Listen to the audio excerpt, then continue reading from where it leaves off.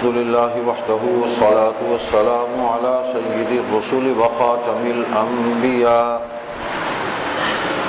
محمد وعلى آله وأصحابه وأزواجه وذرياته وأتباعه وبارك وسلم تسليما كثيرا كثيرا.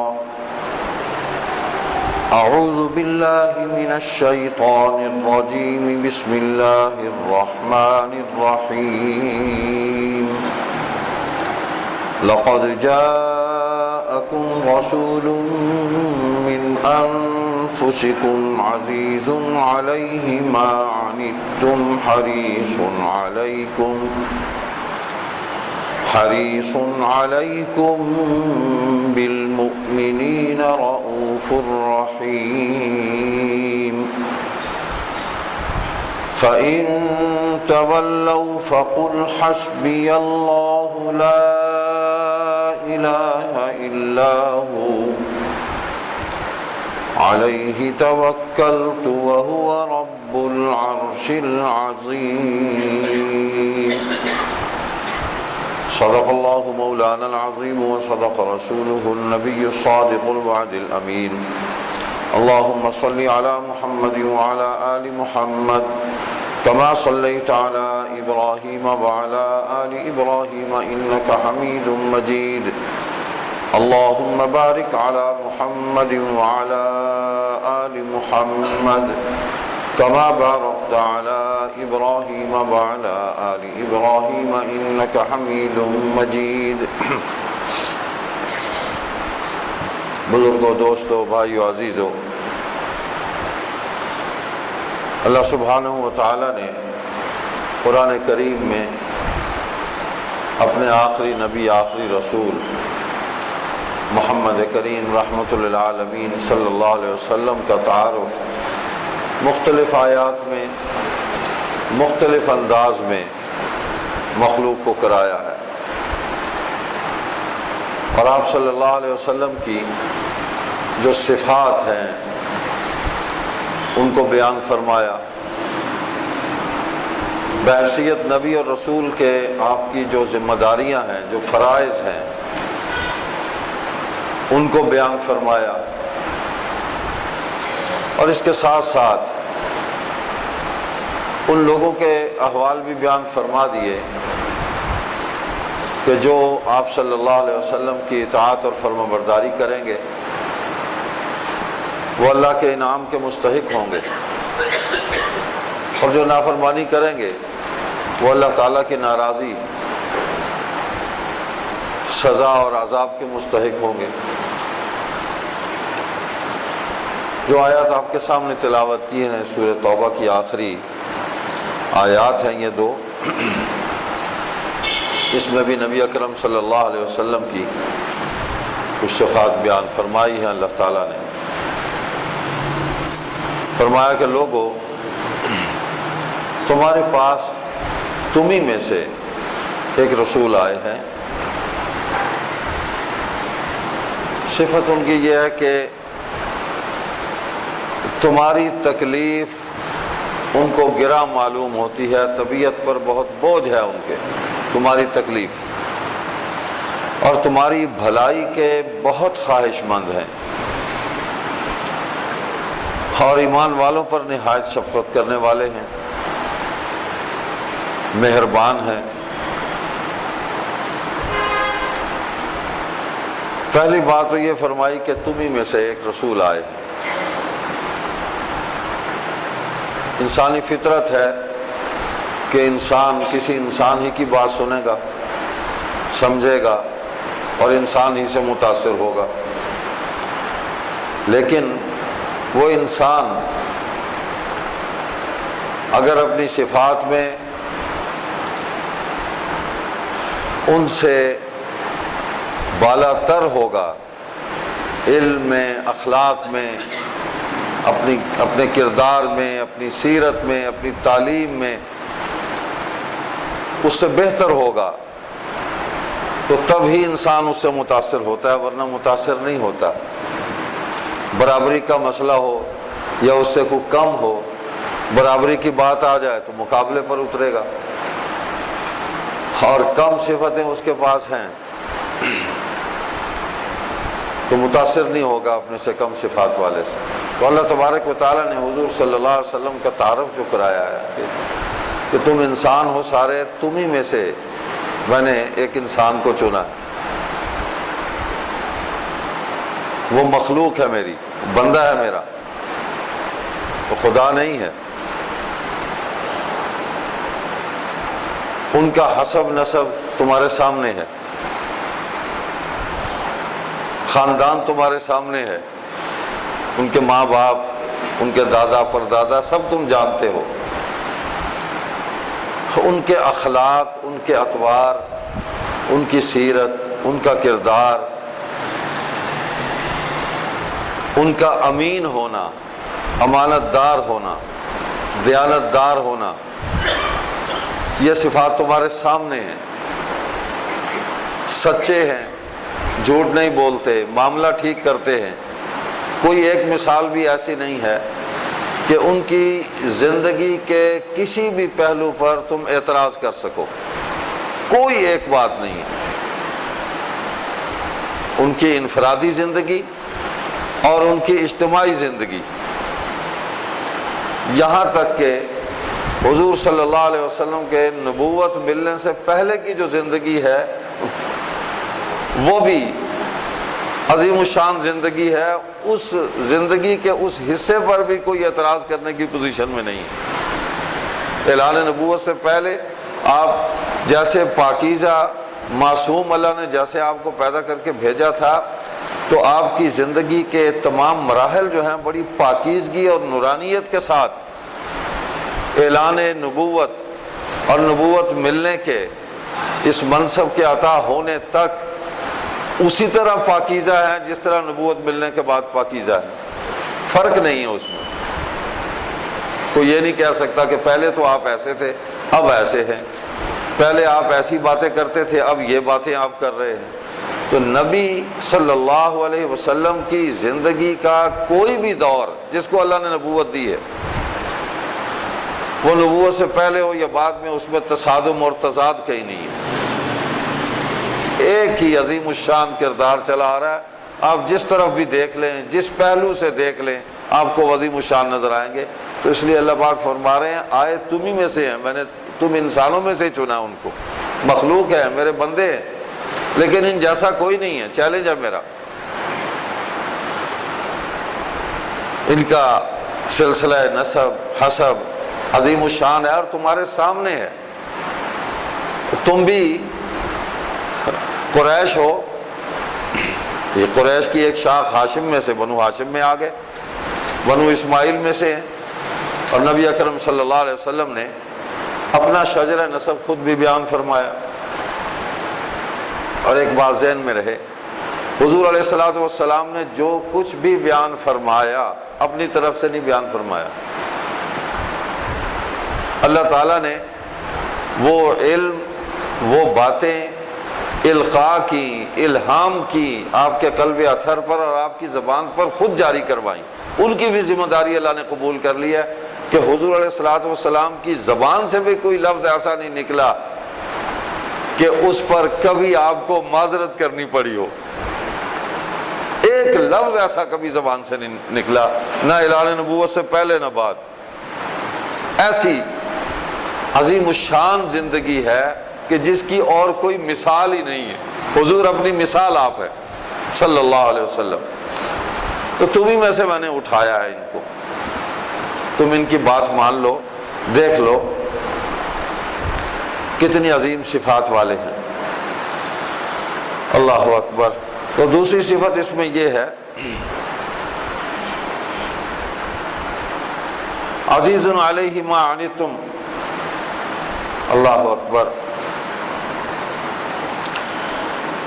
بھاری ہے اس پر جو تم کو تکلیف پہنچے، یعنی انسانوں کو جس حوالے سے بھی کوئی تکلیف پہنچتی ہے، حضور صلی اللہ علیہ وسلم کے دل پر بوجھ ہے کہ لوگوں کو تکلیف نہ ہو، اور سب سے زیادہ فکر مندی یہ ہے کہ یہ لوگ ہدایت پر آ جائیں، یہ جہنم کی اس دائمی تکلیف سے بچ جائے۔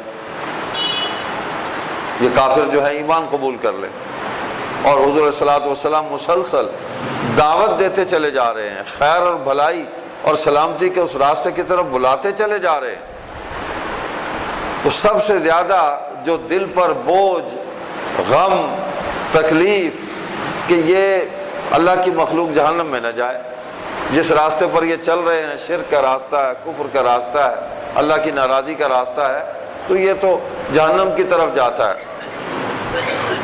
اللہ اکبر۔ تو حضور صلی اللہ علیہ وسلم کو سب سے زیادہ جو فکر ہے وہ مخلوق کو جہنم سے بچا کر جنت میں پہنچانے کا فکر ہے، سب سے زیادہ، بہت زیادہ غمگین رہتے تھے۔ اللہ اکبر۔ حریص علیکم بالمؤمنین رؤوف الرحیم۔ اور اگلی بات یہ ہے، اللہ اکبر، کہ تمہاری بھلائی پر، ایمان والوں پر نہایت شفیق مہربان ہے۔ خوشی ان کو اس بات کی ہے کہ تمہیں خیر پہنچ جائے، بہت خواہش مند ہے تکلیف سے بچ جاؤ اور راحت، خیر اور بھلائی کی طرف آ جاؤ، یہ خواہش ہے، اس پر خوشی ہے کہ اگر تمہیں بھلائی مل جائے۔ اور آگے یہ ہے بالمؤمنین رؤوف الرحیم، ایمان والوں پر نہایت شفیق مہربان ہے۔ یعنی جس آدمی کا اپنے دشمنوں کے بارے میں یہ رویہ ہے، جس ہستی کا کہ وہ کافروں اور مشرکوں کو جنت میں پہنچانے کے لیے اس قدر فکر مندی کر رہے ہیں، علماء نے لکھا ہے کہ یہ کیفیت ہے حضور صلی اللہ علیہ وسلم کی، جیسے کمر سے پکڑ پکڑ کے جہنم سے لوگوں کو بچا رہے ہیں اور کھینچ رہے ہیں پیچھے کی طرف کہ بچ جاؤ خدا کے لیے، تم کدھر جا رہے ہو۔ اللہ اکبر۔ تو ایمان والوں پر کتنے مہربان ہیں، بہت زیادہ مہربان ہیں،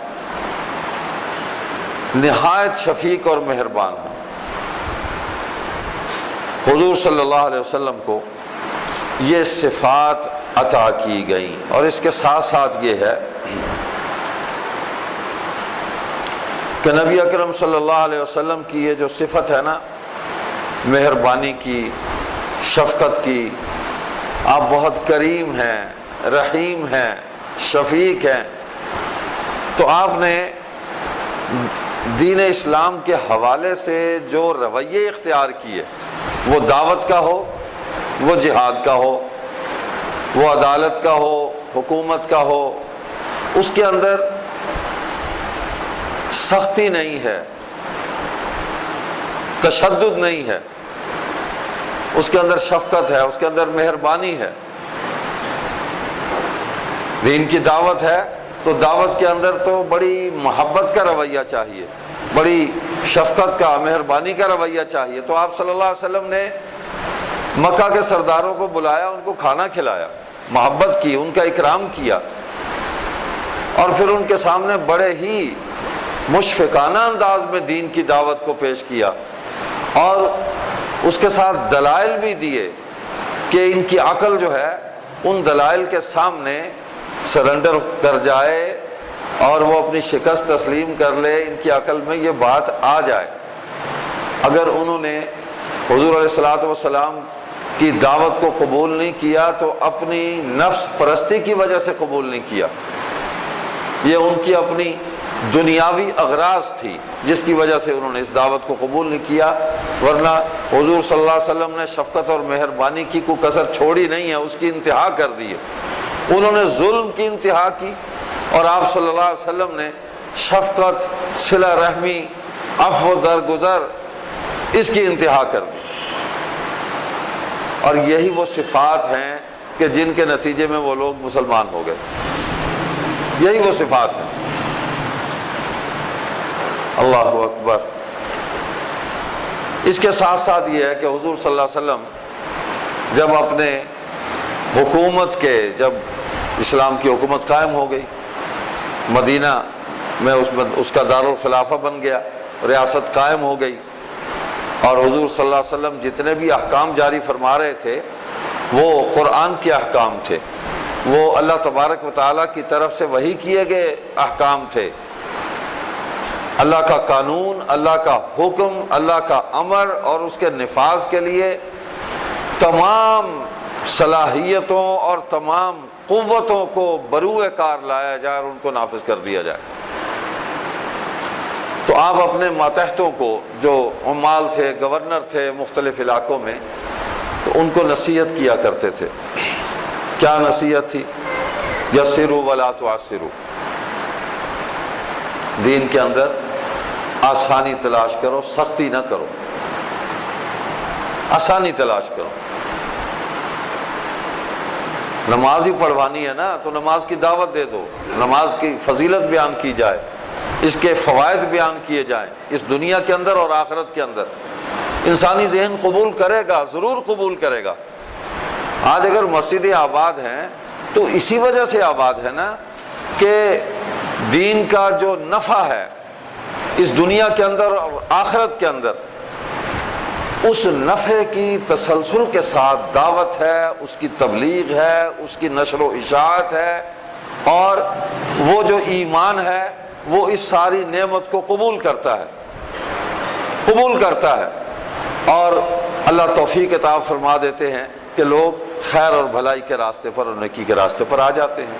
تو حضور صلی اللہ علیہ وسلم نے فرمایا سختی نہ کرو، آپ کسی کو تشدد کر کے ڈنڈے کے زور سے تو نماز نہیں پڑھائیں گے، تو ایک کیفیت ہے، وہ طاری کریں اس پر، اور یہ کیفیت وہی طاری کر سکتا ہے جو نماز پڑھتا ہے، جو نماز کے فوائد کو حاصل کرتا ہے، ان کو محسوس کرتا ہے اپنی اس دنیا کی زندگی کے اندر، اپنے معاملات کے اندر، صبح و شام ان کو محسوس کرتا ہے، تو وہ اس کو نہایت دلکش انداز کے اندر اس کو پیش کرے گا کہ دین کے اندر یوں سختی نہ کی جائے، پابند کیا جائے۔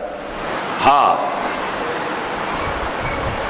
نافرمان جو ہے، جو اس سارے نظام کو قبول کر لے، قبول کرنے کے بعد پھر اس سے بغاوت کر دے، تو دنیا کے کسی بھی مذہب میں، کسی بھی غیر مذہبی قانون کے اندر اس کے لیے سزا ہے، اس کے لیے سختی ہے، بغاوت کی ہے، یا تو قبول نہ کرتا۔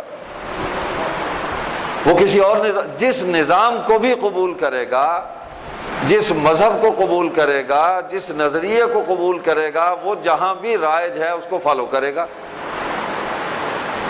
اس کی اتباع کرے گا، توڑے گا، وائلیشن کرے گا، ریاست ہے تو سزا دے گی، بالکل سزا دے گی۔ تو ایسے ہی ہے اسلام کے اندر جو حدود اللہ ہیں، یہ بغاوت ہے، دین کے احکام سے بغاوت کے نتیجے میں یہ حدود اللہ کا نفاذ ہے۔ آپ چوری کر رہے ہیں، اللہ نے منع کیا مت کرو، یہ حرام ہے، نہیں کرنی چوری، تم نے گناہ کبیرہ ہے، ہاتھ کاٹ دیا جائے گا تمہارا۔ آپ قتل کرتے ہیں، قرآن حکم دیتا ہے قتل کا جواب قتل ہے، ریاست کرے گی، عدالت اس کو سزا دے، اسلامی ریاست کی عدالت اس کو سزا دے۔ ہاں، مقتول کے ورثاء کو یہ حق بھی دیا کہ وہ معاف بھی کر سکتے ہیں، خون بہا لے سکتے ہیں، وہ بھی نہ لیں، ویسے ہی معاف کر دیں اللہ کی رضا کے لیے، بڑا اجر ہے۔ جانے والا تو چلا گیا، پیچھے رہنے والا اب وہ مالک ہے، اس کے حقوق ہیں کہ وہ کس طرح ان کو پورا کرتا ہے۔ تو سزائیں جو ہیں یہ جرائم کو ختم کرنے کے لیے ہیں۔ زنا ہے، بغاوت ہے، آپ پورے دین سے بغاوت کا اعلان کر رہے ہیں، یہ اللہ کے قانون کا برملا، اس کا مذاق اور اس کی توہین ہے، سود ہے۔ اللہ کہتے ہیں یہ میرے خلاف جنگ ہے، میرے نبی کے خلاف جنگ ہے، کھلی جنگ ہے۔ تو جنگ ہے نا، پھر جنگ ہے۔ تو دین کے اندر جو اس دائرے کے اندر آ گئے ان کے لیے سختی نہیں ہے کہ آؤ بھائی نماز پڑھو، آؤ بھی روزہ رکھو، بھائی صاحب استطاعت ہو گئے ہو زکوٰۃ تم پر واجب ہے، زکوٰۃ ادا کرو۔ حج فرض ہو گیا ہے، حج کرو، محنت کرو، رزق حلال کماؤ، یہ تمہارے لیے اللہ پاک نے میدان کھلا چھوڑا ہوا ہے، اپنی روزی کے لیے نکلو۔ انسان کے علاوہ جتنی مخلوقات ہیں وہ بھی تو اپنی روزی اور رزق کی تلاش کے لیے نکلتے ہیں، اللہ ان کو القاء کرتا ہے، ان کے دل کے اندر اس بات کو وارد کرتا ہے کہ اٹھیں، سعی کریں، محنت کریں، نکلیں باہر۔ رزق کے راستے کی طرف بھی رہنمائی کرتا ہے اللہ کہ ادھر پڑا ہے، پہنچو، پہنچتے ہیں۔ چونٹی سے لے کر پرندے تک، حیوانات، چوپائے، حشرات الارض، جو کچھ بھی ہے مخلوقات، پانی کے اندر، خشکی میں، تری میں، سب کو اللہ اپنے ان کا جو رزق ہے اس کی طرف رہنمائی کرتا ہے۔ اللہ نے رزق کا معاملہ سارا اپنے کنٹرول میں رکھا ہوا ہے، مخلوق کے کنٹرول میں نہیں رکھا ہوا، اور مخلوق اسی دھوکے میں مبتلا ہے کہ یہ رزق جو ہے یہ لوگوں کے قبضے میں ہے، اس دھوکے سے نکل جائے۔ تو حضور صلی اللہ علیہ وسلم جو ہے اس دنیا کے اندر بھی انتہائی رحیم اور کریم تھے، اور آخرت کے اندر بھی رحمت کا معاملہ فرمائیں گے، وَمَا أَرْسَلْنَاكَ إِلَّا رَحْمَةً لِلْعَالَمِينَ۔ دین کے اندر جہاں آپ کو آسانی نظر آئے اس کو قبول کرے، اس کو قبول کرے۔ مشکل کام موجود ہے، کر سکتے ہیں آپ وہ بھی، لیکن اس کو چھوڑ دیں۔ اگر اس کے مقابلے میں آپ کے پاس دین کے اندر آسان راستہ موجود ہے اس کو تلاش کریں، نکلیں، آگے نکلیں۔ اس دنیا کے اندر حضور صلی اللہ علیہ وسلم رحمت بن کر تشریف لائے، جیسے اس آیت میں شروع میں یہی ہے کہ آپ کو بہت تکلیف ہوتی ہے، دل پر بوجھ ہے، گراں گزرتا ہے کہ اللہ کی مخلوق گمراہ ہو رہی ہے، جہنم میں جائے گی۔ یہ صفت رحیمی ہے، یہ صفت کریمی ہے کہ آپ اس غم میں گھلتے چلے جا رہے ہیں کہ یہ بچ جائیں لوگ، ان کو میں بچا لوں۔ وَكُنْتُمْ عَلَىٰ شَفَا حُفْرَةٍ مِّنَ النَّارِ فَأَنْقَذَكُم مِّنْهَا۔ آگ کے گڑھے کے کنارے پہ کھڑے تھے تم، وہاں سے پکڑ کر تمہیں کھینچا، اپنے پیچھے نکالا۔ تو اللہ خود رحیم اور کریم، اللہ بھی نہیں چاہتا کہ میری مخلوق جہنم میں جائے۔ پیدا تو کیا ہمیں، آزادی بھی دی ہے، لیکن اس وقت تک ہے جب تک تم اس دین کو قبول نہیں کر لیتے۔ اب پھر رہے جہاں بھی ہیں، لیکن اسلام کے اندر آ گئے تو اب اس سے باہر نکلنے کی آزادی نہیں ہے۔ ادخلوا فی السلم کافہ، باہر نکلو گے تو اتباع شیطان ہے، ولا تتبعوا خطوات الشیطان انہ لکم عدو مبین، کھلا دشمن ہے تمہارا۔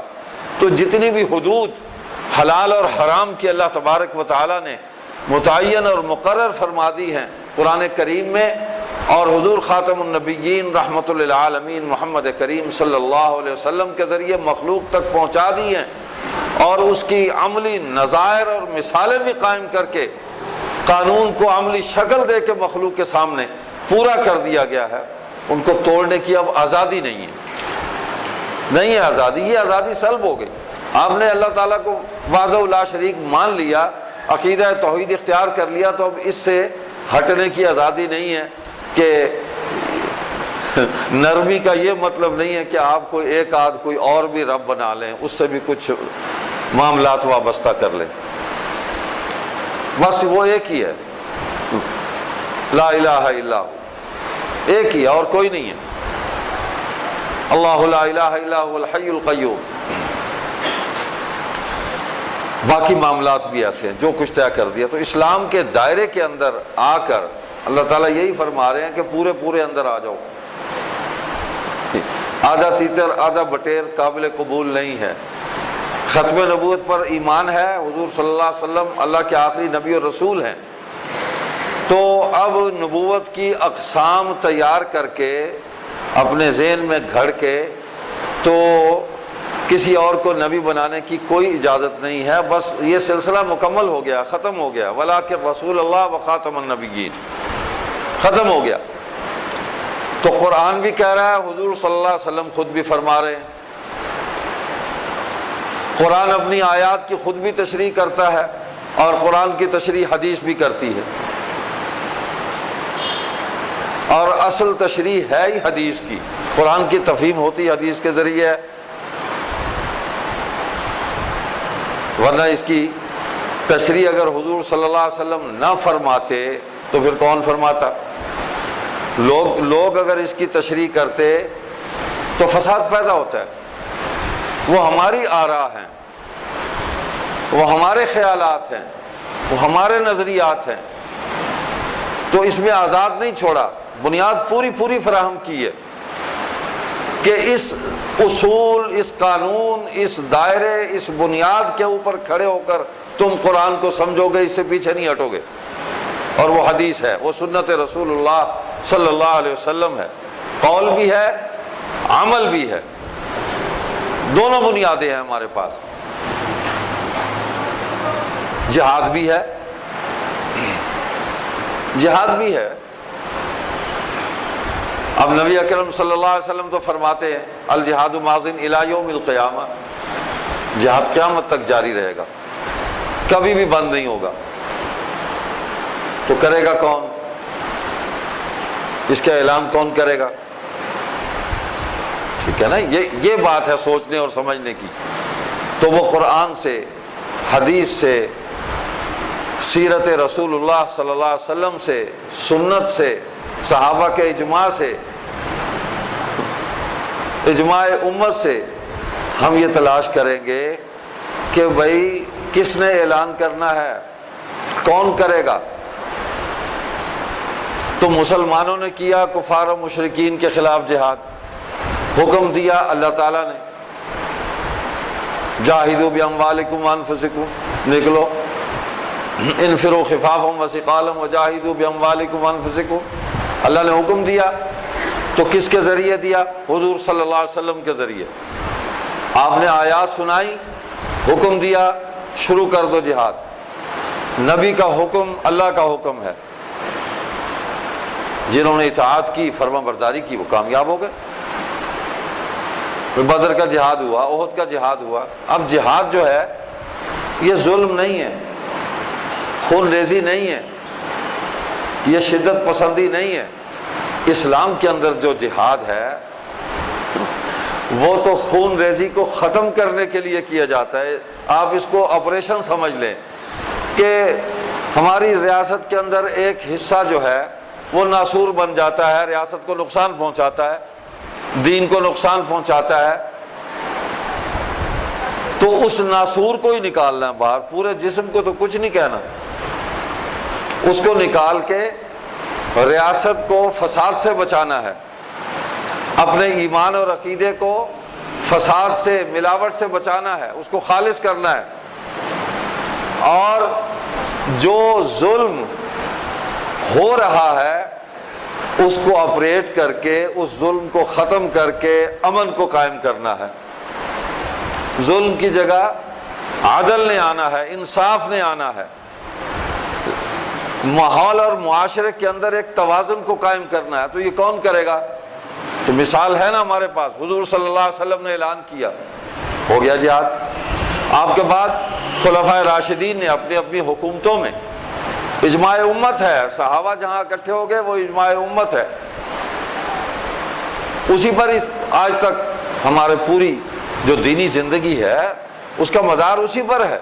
مان علیہ واصحابی، میرے طریقوں پر چلیں گے وہ، اور میرے صحابہ کے طریقوں پر چلیں گے، وہی حق پر ہوں گے، یہ معیار بھی دے دیا۔ تو کسی صحابی نے انفرادی طور پر جہاد کا اعلان نہیں کیا کہ اچانک وہ آواز بلند کر دے اور سب کو لے کر چل پڑے۔ تو مسلمانوں کے خلاف تو جہاد نہیں ہے، مسلمانوں کو تو دین کی یاد دہانی ہے۔ کہیں گڑبڑ ہو گئی ہے عقائد میں، اعمال میں، تو دعوت ہے، تبلیغ ہے، تفہیم ہے، ان کو سمجھانا ہے، سمجھانا ہے ان کو۔ وجادلہم باللتی ہی احسن، وہاں بھی اچھے طریقے سے بات کرنی ہے۔ ہمارے ملک کی مثال لے لیں، یہاں بہت غلط تجربے ہوئے ہیں، بہت غلط تجربے ہوئے ہیں، اور جو اس کے ذمہ دار ہیں وہ بھگت بھی رہے ہیں، بھگت رہے ہیں وہ۔ تو بھائی صاحب، جہاد کے لیے ریاست کا ادارہ ہوتا ہے۔ سیدنا عمر رضی اللہ تعالیٰ عنہ کے دور میں پورا ایک ادارہ تشکیل دے دیا گیا، فوج بنا دی گئی، تنخواہیں مقرر کر دی، نظام بنا دیا پورا اس کا، ان کی چھٹیاں طے کر دی گئیں، پوری ان کی تشکیل، ایک ادارہ تشکیل دے دیا گیا۔ اور تب سے اب تک مسلم ممالک کے اندر وہ سلسلہ چلا آ رہا ہے۔ تو بھائی مسلمان ملک کے اندر یہ مسلمان ریاست کا کام ہے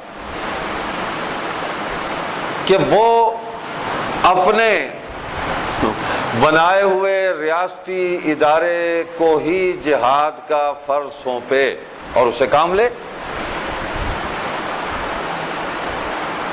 ہمارے ملک میں یہ فضا بنائی گئی، جن لوگوں نے بنائی انہوں نے ظلم کیا، انہیں زیادتی کی، انہوں نے قوم کے بچوں کو مروایا، بے مقصد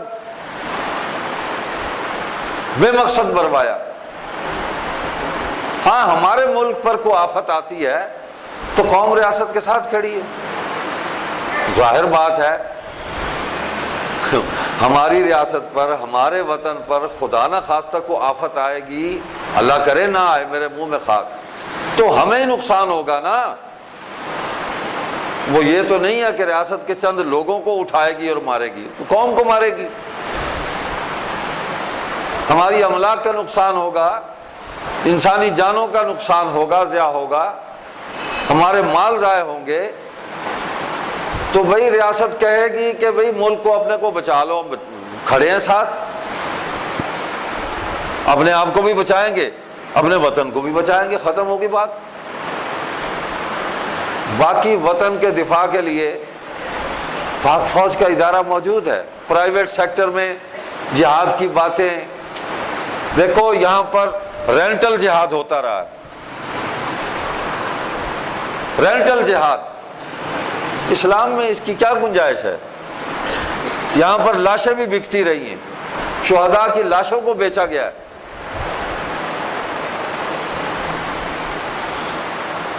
تو ہماری پاک فوج کا موٹو ہے ایمان، تقوی، جہاد، ٹھیک ہے نا؟ مسلمانوں کی فوج ہے نا، مسلمان ہے، وہی ان کی ذمہ داری ہے،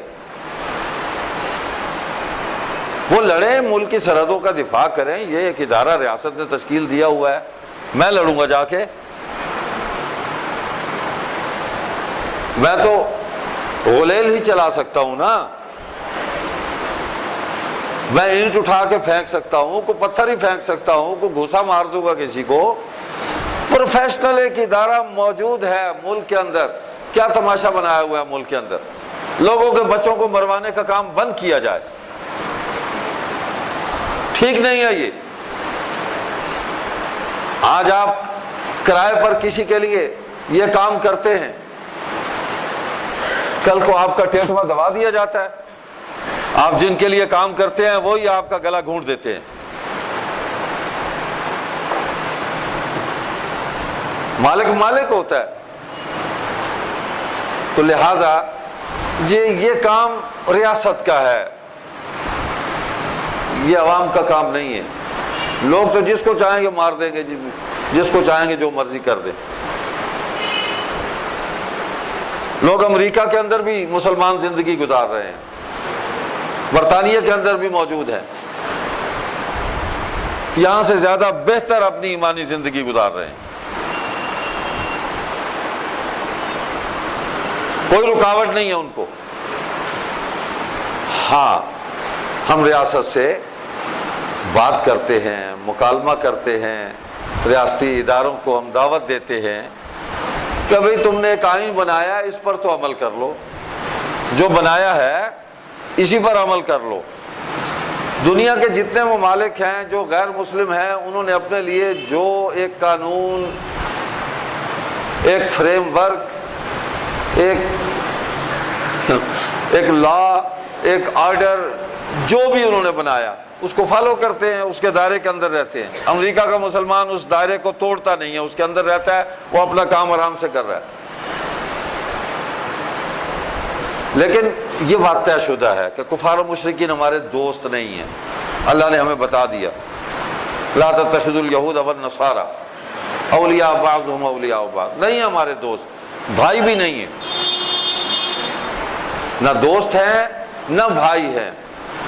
انما المؤمنون اخوہ، ایمان والے آپس میں بھائی ہیں، ایمان والے آپس میں دوست ہیں۔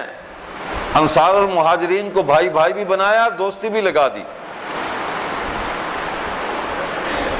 ان سے ریاستی سطح پہ تعلقات قائم ہو سکتے ہیں۔ دنیا میں آپ بھی موجود ہیں، ہم بھی موجود ہیں، برابری کی بنیاد پر، ٹھیک ہے۔ ہیومن رائٹس جو ہیں وہ خاص مواقع کے لیے نہیں ہیں، پوری دنیا کے لیے ایک جیسے ہیں، اگر مطلب انسانی حقوق کی بات ہے تو خیر یہ درمیان میں ایک معاملہ آ گیا، تو حضور صلی اللہ علیہ وسلم نے جو جہاد کیا، اس جہاد کے اندر فساد کو ختم کیا۔ وہ جو قتل و غارت کری کرتے تھے، وہ جو نسلوں کے اندر، ان کے تہذیب کے اندر، ان کی ثقافت کے اندر وہ دشمنیاں چلی آ رہی تھی، تو آپ رحمت للعالمین بن کر تشریف لائے تھے صلی اللہ علیہ وسلم، ان دشمنیوں کو ختم کر دیا، سب کو ایمانی محبت کے اس ایک مرکز پر لا کر ان کو کھڑا کر دیا کہ بھائی تم سب آپس میں بھائی ہو، ایک دوسرے کا خیال کرو، ایک دوسرے کا خیال کرو۔ اسلام میں فرقہ واریت کی بھی گنجائش نہیں ہے، اسلام میں فرقہ ہے ہی نہیں، جو فرقہ ہے وہ اسلام سے باہر نکل جاتا ہے، فرق کر گیا نا، نکل گیا۔ فرقہ اسلام کے اندر نہیں ہے،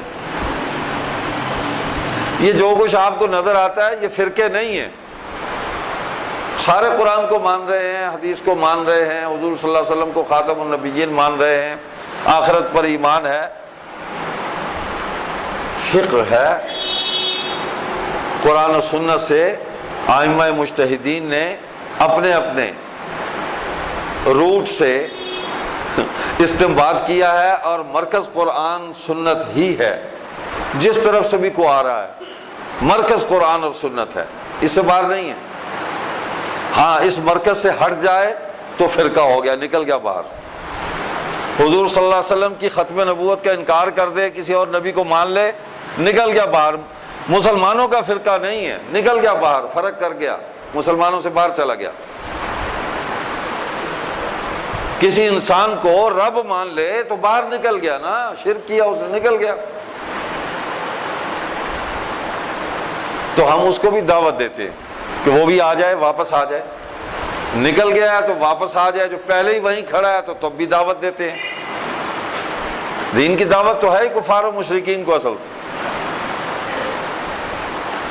اللہ اکبر۔ تو اللہ پاک نے فرمایا اس آیت کریمہ میں، دور نکل گیا میں،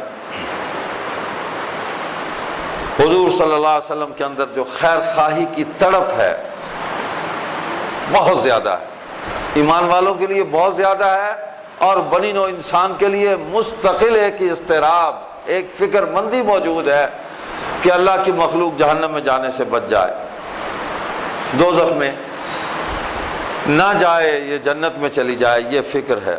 تو اللہ پاک نے اس میں آگے فرمایا فَإِن تَوَلَّوْا فَقُلْ حَسْبِيَ اللَّهُ، پھر بھی اگر منہ پھیرے تو آپ فرما دیں کافی ہے مجھ کو اللہ۔ ساری حقیقتیں دین کو آپ نے کھول دیا، واضح کر دیا، کوئی بات مبہم نہیں رہی، ہر چیز کو واضح کر دیا۔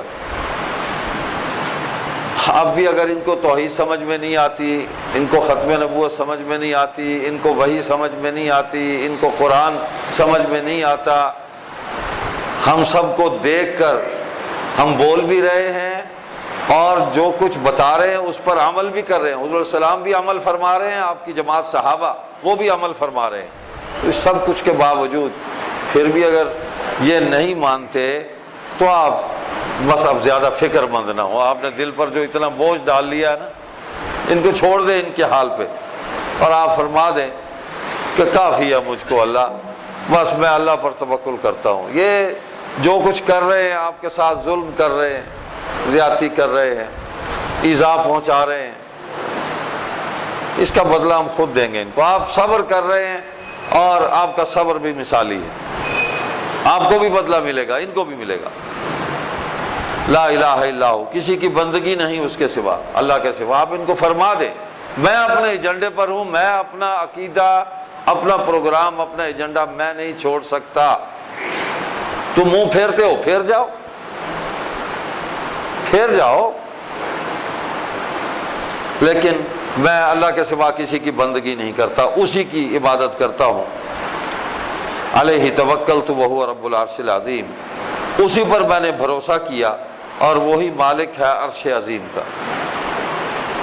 اسی عظیم اللہ جو سب سے بڑا ہے، سب سے زیادہ طاقتور ہے، تو عرش عظیم اتنا بلند ہے، کوئی نہیں، وہ کسی کی دسترس میں نہیں ہے، اس کو کوئی قابو نہیں کر سکتا، اور اس کے نظام کے اندر جو اس نے کائنات کو جس طرح چلا رہا ہے کوئی دخل نہیں دے سکتا۔ جو روٹین چل رہی ہے، جو سسٹم چل رہا ہے، اس سسٹم کو آپ موڑ نہیں سکتے، آپ اپنی خواہش کے مطابق نہیں چلا سکتے اس سسٹم کو۔ اسی پر بھروسہ کرتا ہوں، مجھے کافی ہے وہ۔ تو حضور صلی اللہ علیہ وسلم کو اللہ پاک نے پھر فتح دی، فتح دی، اور دین کی تفہیم کے لیے براہ راست ہم قرآن سے اگر کچھ سیکھنا چاہیں تو سمجھ میں نہیں آئے گا۔ اللہ نے اسی لیے اپنے رسول کو بھیجا نا۔ اللہ فرماتے ہیں میں چاہتا وَلَوْ شَاءَ رَبُّكَ لَآمَنَ مَنْ فِي الْأَرْضِ كُلُّهُمْ جَمِيعًا، ساری مخلوق کو ایمان والا بنا دیتا میں چاہتا تو، لیکن اللہ کا چاہنا یہ ہوا میں بھیج رہا ہوں اپنے رسول کو، اس کی اطاعت کرو، اس کی فرما برداری کرو، یہ بتائیں کہ میں کون ہوں، میں کیا چاہتا ہوں۔ تو قرآن جو ہے، قرآن کا علم، قرآن کے علوم جو ہیں، یہ اسلامی علوم کے اندر اگر دل کی حیثیت رکھتے ہیں تو حدیث پاک کا درجہ جو ہے وہ شہرک کا ہے۔ شہرک کاٹ دی جائے تو دل بھی دھڑکنا بند ہو جائے گا۔ تو حدیث کے ذریعے اسلام کا جو عملی خاکہ بنتا ہے، ہر عضو کے اندر جو حلال اور حرام متعین کر دیا، یہ برابر طاقت وہاں پہنچاتا ہے، اور تمام ان حلال امور کو قوی سے قوی تر کرتا چلا جاتا ہے علم حدیث۔ اسی سے معلوم ہوگا نا، دیکھیں حضور صلی اللہ علیہ وسلم نے قرآن کی آیت تلاوت کی، حضور نے کبھی نہیں سوچا کہ آپ سوچنے بیٹھ گئے ہوں کہ اس کا میں کیا معنی کروں، اور ان حالات میں اس کا کیا معنی کروں، اور آنے والے کسی اور موقع پر حضور صلی اللہ علیہ وسلم نے اس کا معنی بدل دیا ہو۔ تو اللہ تعالیٰ نے معنی، مفہوم، مطلب، مراد، ہر چیز ایک ہی دفعہ حضور صلی اللہ علیہ وسلم کو سب کچھ عطا فرمایا، وہ بیان کر دیا، تضاد نہیں ہے۔ تو حدیث کے بغیر قرآن سمجھ میں نہیں آ سکتا۔ تو جب ہم براہ راست، شیطان ہمیں دھوکہ دیتا ہے نا، دائیں بائیں ہم نکلنے کی کوشش کرتے ہیں کہ ہم براہ راست جی ڈائریکٹ لائن ہے ہماری اللہ تعالیٰ کے ساتھ۔ بھائی اللہ تعالیٰ کے ساتھ ڈائریکٹ لائن یہ ہے کہ لا الہ الا اللہ، اور یہ بھی ڈائریکٹ لائن ہے محمد الرسول اللہ صلی اللہ علیہ وسلم۔ جو اللہ تو نے فرمایا مانتا ہوں، عمل کی کوشش کرتا ہوں، حضور صلی اللہ علیہ وسلم کی اتباع کروں گا، اس میں وعدہ کرتا ہوں، کوشش کروں گا اس پر چلنے کی جتنی میری استطاعت ہے، یہی ڈائریکٹ لائن ہے۔ ڈائریکٹ لائن کا مطلب یہ نہیں ہے کہ آپ حضور کو درمیان سے نکال دیں، حدیث کو نکال دیں، سنت کو نکال دیں، صحابہ کے عمل کو نکال دیں کہ جی ہم بھائی ڈائریکٹ تم پر وحی آئی ہے، قرآن تم پر نازل ہوا ہے، کیسے ڈائریکٹ ہوں گے؟ تو اللہ تعالیٰ نے اسباب بنائے ہیں، ذرائع بنائے ہیں کہ ان ذرائع سے آپ مجھ تک پہنچیں۔ جس نے ہمیں بنایا ہے نا اللہ سبحانہ و تعالیٰ نے، اس نے ہمارے لیے سسٹم بھی سارا خود طے کیا ہے، وہ محتاج نہیں ہے۔ وہ خود کہہ رہا ہے میں چاہتا تو بغیر کسی واسطے کے میں ساری مخلوق کو ایمان والا بنا دیتا، میں اس پر طاقت اور قدرت رکھتا ہوں، لیکن میری پسند یہ ہے، پسند یہ ہے، کیا ہے؟ قُلْ أَطِيعُوا اللَّهَ وَالرَّسُولَ فَإِن تَوَلَّوْا فَإِنَّ اللَّهَ لَا يُحِبُّ الْكَافِرِينَ۔ کیا فرما دیجئے کہ اللہ اور اس کے رسول کا حکم مانو، اگر نہ مانے تو اللہ بھی کافروں کو دوست نہیں رکھتا۔ نہیں مانتے نہ مانو، اللہ کوئی تعلق نہیں پھر ان سے، ایمان والوں سے تعلق رکھتا ہے۔ پورے قرآن کریم میں حضور صلی اللہ علیہ وسلم کی اطاعت اور فرما برداری ہی کی بات کی گئی، اس سے ہٹ کر بات نہیں کی گئی۔ ایک ہی ہستی ہے، تمہیں میں سے میں نے ایک انسان کو چنا ہے، اٹھایا ہے اور اس مقام پر پہنچایا ہے۔ جیسے میں نے آغاز میں عرض کیا کہ اعلان نبوت سے پہلے یہ منصب اور یہ فریضہ عطا ہونے سے پہلے حضور صلی اللہ علیہ وسلم کی جو زندگی ہے، حیات طیبہ ہے، وہ بھی قابل اتباع ہے، کہیں کوئی نقص جھول عیب نہیں ہے۔ وہی زندگی منصب نبوت ملنے کے بعد اسی طرح جو کردار پہلے تھا وہی کردار بعد میں ہے، جو معاملہ پہلے تھا وہی معاملہ بعد میں ہے، جو گفتگو پہلے ہے اخلاق والی وہی گفتگو نبوت ملنے کے بعد ہے۔ پہلے بھی امین تھے، بعد میں بھی امین ہے، پہلے بھی صادق تھے، بعد میں بھی صادق ہیں۔ حضور علیہ الصلوۃ والسلام کی زندگی کا کوئی بھی حصہ اس میں عیب نہیں ہے، عیب نہیں ہے۔ مجھے ایک واقعہ سنایا، وہ سنا کے ختم کرتا ہوں بات کو۔ ایک قادیانی سے گفتگو ہو گئی تو اس کو کہا گیا کہ مرزا قادیانی نے اپنی تحریر میں لکھا کہ میں بھی ہر مدعی نبوت کو، جو بھی حضور کے بعد نبوت کا دعویٰ کرتا ہے، میں اس کو کافر سمجھتا ہوں، میں اس پر لعنت بھیجتا ہوں، اور میں حضرت عیسیٰ علیہ السلام کو زندہ آسمانوں پر موجود میں سمجھتا ہوں، میرا عقیدہ ہے۔ اس نے کہا کہ یہ نبوت ملنے سے پہلے کی آپ بات کر رہے ہیں، مرزا صاحب کو ابھی نبوت نہیں ملی تھی، بعد میں پھر جب نبوت مل گئی تو پھر نظریہ تبدیل ہو گیا۔ میں نے کہا عجیب بات ہے کہ بعد میں اس نے کہا کہ عیسیٰ علیہ السلام فوت ہو گئے، پہلے کہا میں لعنت بھیجتا ہوں، پھر کہا کہ میں خود نبی ہوں، تو وہ لعنت کس پر گئی؟ تو اللہ تعالیٰ نے انبیاء کرام علیہم الصلوات و تسلیمات کو اس دنیا کے اندر آئیڈیل نمونہ بنا کر بھیجا، انسانوں کی ہدایت کے لیے بھیجا۔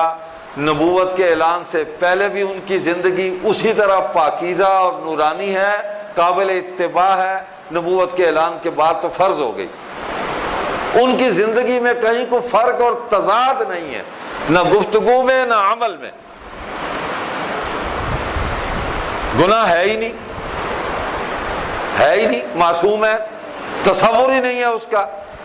نبوت ملنے سے پہلے بھی حضور علیہ الصلوۃ والسلام پاک ہیں، معصوم ہیں، نہیں ہوا گناہ آپ سے کوئی، اللہ نے ہونے نہیں دیا، حفاظت کی اللہ نے۔ اس لیے چیلنج کیا نا کہ 40 سال میں نے تم میں گزارے ہیں، بولو نا، مجھ سے کوئی، تم نے میرے اندر کوئی نقص دیکھا ہو، بولو کیسا پایا۔ چیلنج ہے، تو یہ بھی اللہ نے فرمایا چیلنج کرو میرے محبوب، ان کو چیلنج کرو۔ تو ہم اس دین کے ماننے والے ہیں، اس نبی صلی اللہ علیہ وسلم کے ماننے والے ہیں جو اس دنیا کے اندر بھی رحمت بن کر تشریف لائے اور آخرت کے اندر بھی رحمت بن کر اس دن پھر ظاہر ہوں گے۔ یہاں اللہ کی مخلوق کو جہنم کے راستے سے ہٹانے کی جد و جہد فرماتے رہے اور جنت میں لے جانے کی محنت کرتے رہے، اور آخرت میں اپنی امت کی شفاعت فرمائیں گے، اللہ کی مخلوق کی شفاعت فرمائیں گے، وہاں بھی رحمت بن کر آپ تشریف فرما ہوں گے۔ تو اب بنی نوع انسان کی نجات، مغفرت، اس دنیا کی کامیابی، آخرت کی کامیابی صرف حضور خاتم النبیین سیدنا و مولانا رؤوف الرحیم رحمت للعالمین محمد کریم صلی اللہ علیہ وسلم کی ذات اقدس کے ساتھ وابستہ ہے، اور کوئی ذات نہیں ہے، انہی سے وابستہ، انہی کی اتباع کے اندر معرفت الہیہ ہے، توحید کی معرفت ہے، انہی کی اتباع کے اندر دنیا کی کامیابی ہے، انہی کی اتباع کے اندر آخرت کی کامیابی ہے، اور کوئی راستہ نہیں ہے ہمارے پاس۔ تمام زبانوں کے لیے عالمین جب کہہ دیا، آپ کسی ایک عالم کے لیے نہیں آئے، آخرت میں بھی آپ ہمارے ساتھ، ہماری امیدیں انہی سے وابستہ ہیں۔ تو بس بھائی، امت کو اجتماعیت کا درس دیا گیا ہے، امت کو اکٹھے ہو کر چلنے کی بات کی گئی ہے۔ وہ اسرائیل کا پروفیسر ہے موشے شیرون، تل ابیب یونیورسٹی کا تاریخ کا پروفیسر ہے، اس نے لکھا ہے کہ یہودی جو ہے نا، ان کا مذہب تو ایک دائرے کے اندر بند ہے کہ پیدائشی ہی یہودی ہے، کسی دوسرے کو یہودی کرتے ہی نہیں ہے۔ اس نے کہا اسلام جو ہے یہ اتنا وسیع ہے کہ یہ سب کو خیر و بھلائی کی دعوت دیتا ہے کہ سارے میرے اندر آ سکتے ہیں، سما سکتے ہیں، سارے اس دائرے کے اندر سما سکتے ہیں، آ جاؤ۔ یہ اس کا لیکچر ہے۔ اور اس نے کہا اسلام کی سرحد بھی کوئی نہیں ہے، وہ کہتا ہے کہ یہ کل کائنات جو ہے یہ ایک ریاست ہے، اور کل کائنات کے اندر جتنے انسان ہیں اس ریاست کے شہری ہیں، اور ان انسانوں کے تمام جو حقوق ہیں، انسانی حقوق، ان کا میں تحفظ کرتا ہوں، ان کے جان و مال کے تحفظ کی ذمہ داری لیتا ہوں، مجھے غالب کرو، مجھے نافذ کرو، میں ذمہ داری لوں۔ کہتا ہے پوری کائنات کو ایک ریاست تصور کرتا ہے، اور پوری کائنات کے انسانوں کو اس ریاست کا شہری تصور کرتا ہے۔ یہ ایک یہودی کہہ رہا ہے، لیکن مسلمان کی سمجھ میں یہ بات نہیں آ رہی، اور اس نے آیت بھی پڑھی، هو الذی ارسل رسولہ بالہدی ودین الحق لیظہرہ علی الدین کلہ ولو کرہ المشرکون، چاہے کہ مشرکوں کو کتنا ہی ناپسند کیوں نہ ہو، اسلام کو غالب کریں گے۔ ہم نے اپنے رسول کو اس لیے بھیجا ہے۔